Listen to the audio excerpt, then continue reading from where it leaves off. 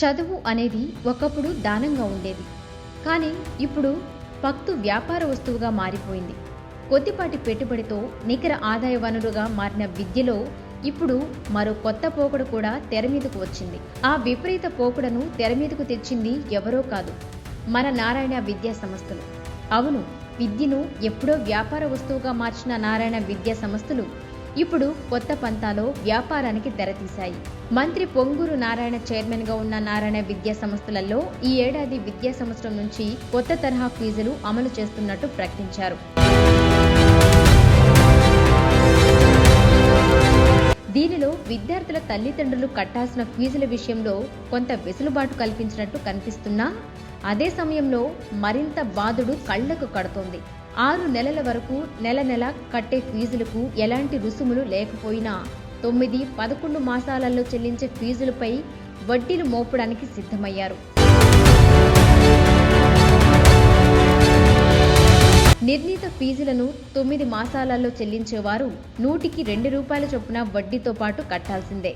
ఈ ఇన్స్టిట్యూట్లు, ఈ కాలేజీలు ఏ విధంగా తయారవుతున్నాయంటే, విద్యార్థులకి చదువుకైనా డబ్బులు లేకపోతే మీ భవిష్యత్తు నాశనం అయిపోద్ది అని జట్టు భయప్రాంతాన్ని గురి చేస్తున్నారు. వాస్తవానికి వేసుకుంటే మన శ్రీ చైతన్యలో కాలేజీలో ఫీజు టార్చర్ తట్టుకోలేక ఒక అబ్బాయి సూసైడ్ చేసుకున్నాడు. ఇలాంటివి ఎన్నో నెల్లూరు జిల్లాలో అయితే విచ్చలవిడిగా.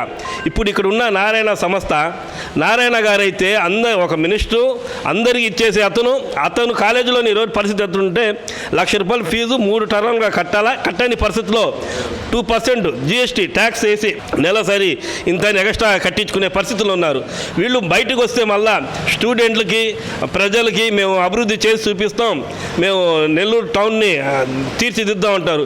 మీ కాడున్న స్టూడెంట్నే మీరు తీర్చిదిద్దలేక వాళ్ళ ప్రాణాలు తీసుకునే పరిస్థితిలో తెస్తున్నారు. దానికి మీరు ఏం సమాధానం చెప్తారు నారాయణ గారు? ఒకసారి మీరు ఆత్మవిమర్శ చేసుకోండి.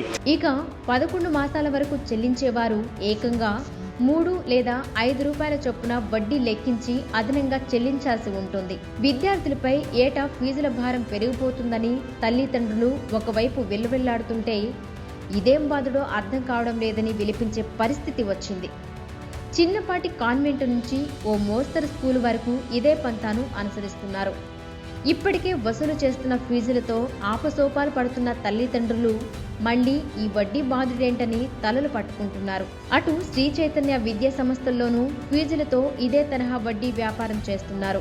మరి ఈ పోకడలకు ప్రభుత్వం అడ్డుకట్ట వేయకపోతే మున్ముందు తల్లిదండ్రుల పరిస్థితి దారుణంగా మారే అవకాశం ఉంటుందనడంలో సందేహం లేదు.